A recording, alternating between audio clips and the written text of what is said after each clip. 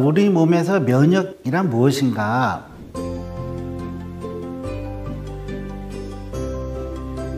자, 면역을 담당하는 세포가 우리 몸에 있습니다. B셀, T셀, 그리고 요즘에 많이 하는 내추럴 킬러셀, NK셀, 이런 세포들이 몸에서 담당하는 기능이 굉장히 중요한데요. 이 면역 기능 첫 번째는 외부에서부터 들어오는 바이러스나 이런 세균을 막아주는 역할을 하고 있습니다.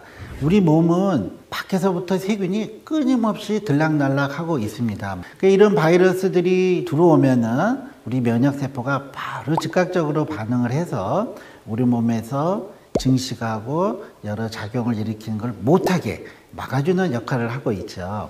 근데 두 번째는 이런 기능 말고 이 면역세포는 혈관 청소 기능이 또 있습니다. 우리 혈관이라는 것은 산소와 영양소를 각 세포 조직으로 운반해주는 역할도 하지만 거기서부터 나오는 여러 가지 노폐물의 또 운반 통로이기도 하거든요. 그렇기 때문에 이 혈관은 많이 손상을 받을 수가 있습니다. 그래서 이 손상을 받으면요, 벌어진 그 손상받은 틈새에 기름도 끼고요, 또 혈소판도 달라붙고 해서 이게 막 점점 커질 수가 있어요. 그래서 이게 커지면은 이제 피터 혈전이라 해서 이런 것들이 이제 떠다니면서 뇌혈관을 막으면 뇌졸중, 터지면은 뇌출혈도 오고, 또 심장혈관을 막으면은 협심증, 심근경색도 일으키는 거거든요. 그리고 이런 염증이 계속해서 혈관에 쌓이다 보면요, 혈관이 점점 녹슨 수도관 쇠파이프처럼 단단해져요. 그걸 우리가 동맥경화증이라 하는데, 그렇게 되면은 혈관의 신축성이 떨어지고 하기 때문에 혈액순환이 잘 안 되는 거죠. 그런데 이 면역세포는 바로 이 혈관에 끼어있는 이런 찌꺼기를 없애주는, 청소해주는 기능이 있다 해요. 그래서 스카벤징 셀이다, 청소세포다 라는 이름으로 불리기도 하는데요. 그래서 이 면역 기능이, 이 면역세포는 또 혈관에도 아주 중요한 역할을 합니다. 근데 또 굉장히 중요한 역할이 하나 있는데요. 암세포를 잡아먹는 역할을 합니다. 실제로 우리 몸은 60조의 세포로 이루어져 있어서요, 하루에도 끊임없는 재생과 사멸이 이루어지는데요. 그러다 보니까 하루에도 수백 개, 수천 개의 돌연변이 암세포가 생긴다고 합니다. 그럼 이렇게 생긴 그 암세포를 우리 면역세포는 이렇게 쭉 가다가 우리 정상세포랑 다른데? 해가지고 걔를 잡아먹습니다. 그래서 없애주는 이런 역할을 하기 때문에 이 암 예방 및 치료에도 굉장히 중요한 기능을 하는 걸로 되어 있고요. 그래서 암도요, 이렇게 면역 기능이 떨어지는 사람한테 잘 생기는 것으로 되어 있습니다. 그래서 우리의 이 면역 기능은 병균, 세균을 없애주는 것뿐만 아니라 혈관에도 중요하고 암 예방에도 굉장히 중요하다, 이렇게 알아두시면 좋습니다. 이렇게 중요한 면역력에 대해서 우리가 불편한 진실, 그리고 또 잘못된 상식이 좀 있을 수가 있습니다. 그 첫 번째는 당뇨, 고혈압, 고지혈증 이런 만성질환을 앓고 있는 분들에서는 면역 기능이 어떻게 될 것인가? 당연히 많이 떨어져 있습니다. 특히나 대표적인 당뇨병 같은 경우에는 우리 몸에 많은 염증 물질을 만들어내는 것으로 되어 있습니다. 역시 마찬가지로 고혈압이나 고지혈증 같은 경우도 혈관 자체를 나쁘게 하는 병이거든요.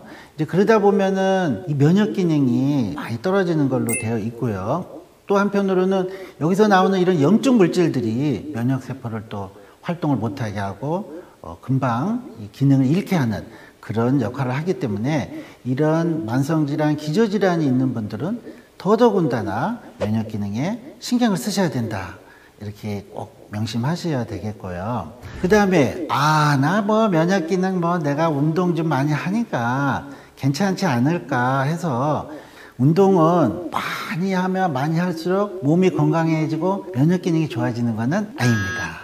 우리는 적당량의 운동을 해야지, 특히나 나 좀 운동 좀 하고 땀 좀 빼야지 해서 막 역기도 들고 막 스피닝, 땀이 뻘뻘 나게 힘들게 운동하시는데요. 사실 그거는 운동이라기보다 노동일 수가 있고요. 너무 심한 운동은 그 다음날 우리가 막 근육통 앓듯이 면역 기능을 오히려 더 떨어뜨릴 수도 있는 겁니다. 우리가 권장하는 성인병 환자에서의 운동량은요, 유산소 운동으로 하루 1시간 정도에 주 3회 정도만 하면 충분하다 이렇게 보시고요. 그 이상으로 더 많이 한다고 해서 더 좋아지고 몸도 좋아지고 면역력도 올라가는 것은 아니다. 적정량의 운동, 특히 자신에게 맞는 양 정도의 운동을 하셔야 더 건강해지는 겁니다. 그 다음에 또 이제 젊은 분들은 아니 내가 지금 뭐 이렇게 젊은데 무슨 면역의 문제야 라고 생각하실 수 있을지 모르지만 면역 기능은 젊은 사람한테도 많이 떨어질 수가 있습니다.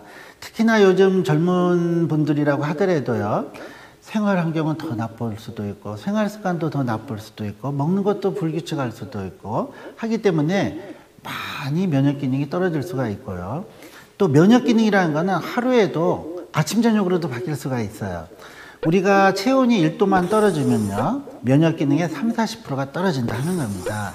그래서 내가 밤에 조금만 춥게 자더라도요 그 다음날 감기 걸리잖아요. 그러듯이 면역 기능은 그때그때마다 많이 달라질 수가 있고, 특히나 내가 아무리 젊다 하더라도 요즘 너무 일이 고되고 무리한다 하시면요 면역 기능이 같이 떨어진다 라고 생각하셔도 좋습니다. 그 다음에 나는 이런 면역 기능을 또 보존하기 위해서 이 주변 내 환경을 아주 깨끗이 해야 된다고 해서 아주 깔끔히 하는 분들이 있습니다. 근데 너무 깔끔히 안 하셔도 사실은 되고요. 아무리 깔끔하게 한다 하더라도 세균이라든가 뭐 먼지라든가 이런 것들은 있게 돼 있습니다.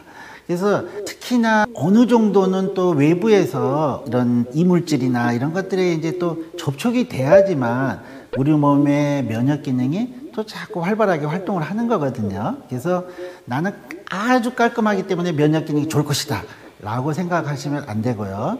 그와 더불어서 면역 기능은 그런 주변 환경보다는 다른 요인들이 또 많이 관여를 하기 때문에 나는 깨끗한 환경 속에서 뭐 그렇다 그러면 무균실처럼 해놓고 살면 오래 살겠는가? 그러진 않습니다. 무균실에 있는 분은 면역 기능이 또 이 접촉할 이런 대상이었기 때문에 또 약해진다 해요. 그래서 어느 정도 깨끗하게 환경을 잘 관리하시는 건 좋지만 그것만 가지고는 안 된다. 예, 생각하시면 좋고요.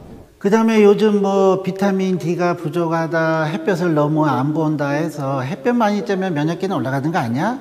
라고 생각하시는 분들이 있는데요. 그것도 일부분은 맞는 말이에요. 현대인은 특히 겨울 같은처럼 뭐 얼굴만 조금 빼꼼 내밀고 다니는데 그나마 또 선블록 같은 걸 하고 다니기 때문에 햇볕 보는 시간이 너무 없고 자외선에 대한 이제 경각심이 너무 있다 보니까 사실은 햇볕 노출이 많이 적어져서 비타민 D 또한 많이 떨어져 있다 해서요. 그런 얘기가 나온 것 같은데, 그렇지만 우리가 일정량 정도의 햇볕만 보면 되지 몇 시간씩 햇볕을 쬐다고 해서 면역력이 계속 좋아지는 건 아닙니다. 비타민 D가 우리 몸의 대사 과정이나 또는 면역력에 어느 정도 관여는 하지만 통상은 한 15분에서 20분 정도의 햇볕 쬐기만 매일 하셔도 비타민 D는 충분히 생성이 되는 걸로 되어 있기 때문에 햇볕만 쬐서 면역 기능을 올린다고 생각하시면 안 됩니다. 자, 그러면은 우리 일상생활 중에서 이런 면역 기능을 올리기 위해서는 어떤 생활 습관이 있는가?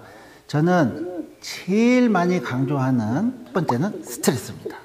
스트레스를 받으면요 바로 면역 기능이 떨어집니다. 우리가 스트레스가 너무 많고 해가지고 머리 수건으로 싸매고 자리에 누워서 한 일주일만 있으면요 병 생깁니다. 그 스트레스로 인해서 면역 기능이 떨어지면 아까도 얘기했지만 병균도 들어오지, 혈관도 안 좋아지지 하기 때문에 이 스트레스를 풀어주는 게 굉장히 중요합니다.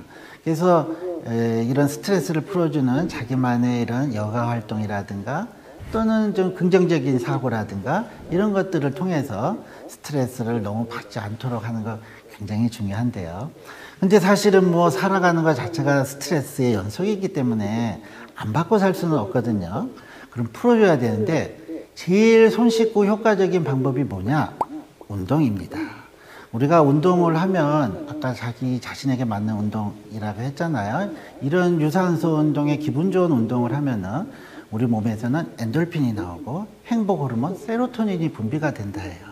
그러면 스트레스도 풀어지지만 몸이 굉장히 가볍고 웰빙, 행복감이라든가 이런 가벼움을 느끼기 때문에 이런 어느 정도의 운동을 해주는 거는 굉장히 중요합니다. 그래서 자기에게 맞는 운동을 꼭 하시고요. 자, 그 다음에 이제 먹는 것도 굉장히 중요한데요.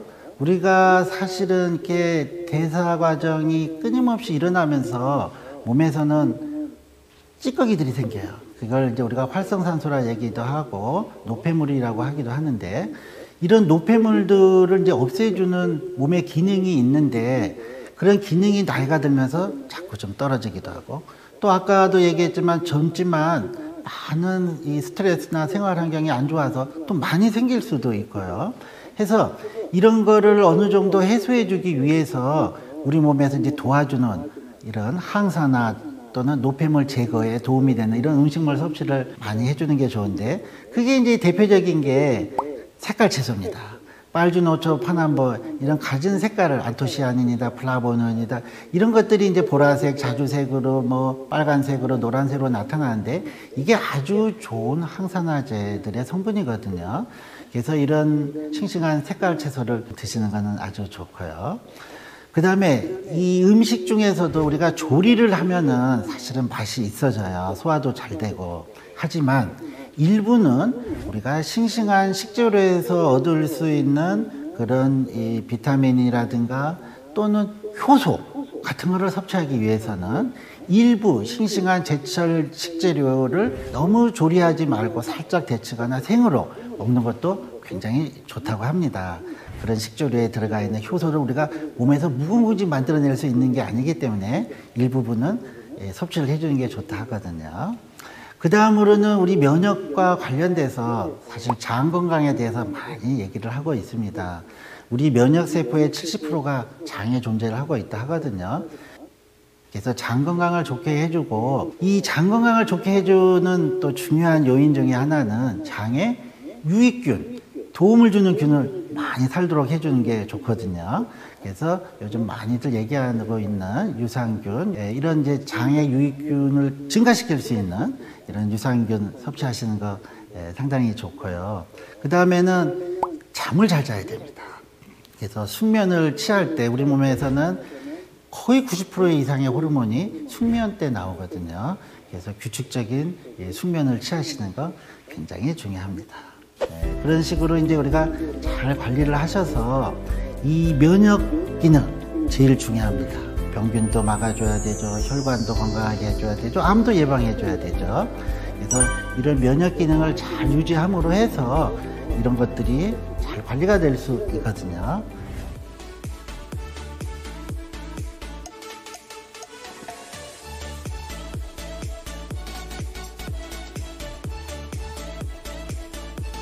여러분들도 오늘 제 얘기 들으시고 이 면역 기능에 관심을 갖고 건강하게 지내셨으면 좋겠습니다. 감사합니다.